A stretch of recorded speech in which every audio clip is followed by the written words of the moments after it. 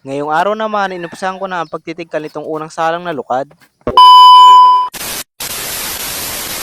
Kinaumagahan nga, inumpisahan ko na ang pagtitigkal dito. Ang titigkalin ko nga pala dyan ay yung kunting tira nila Papa. Kunti na nga lang pala ang natira doon sa unang salang. Hindi na nga pala ako nakatulong sa kanila sa pagtitigkal kasi may ginawa ako. Kaya sabi ko sa umaga na lang ulit ako magtitigkal. Ito nga pala ang klase ng pagtitigkal ng niyog. Sinasala nga pala dyan sa tinatawag namin tigkalan para matanggal yung mismong niyog sa kanyang bao. Medyo doble na nga talaga ang trabaho dyan. Kung sa pagbubunot ay nakukuha pa ng buo. At dyan na may kabiak mo na siyang makukuha kaya medyo matagal din. Pero kapag sanay ka naman ay baliwala na yan, lalo't ganyan ang trabaho dito sa amin. Yan nga pala yung baon ng ating mga niyog. In English, coconut shell. Yan nga pala pwede mong ulingin at pwede ring ibenta. Naiibenta nga pala yan dito sa amin, hindi ko na lang alam kung magkano ang presyo. Yan naman yung mga natigkal ng unang salang. Hanggang dito na lang muna guys. Salamat sa inyong panonood.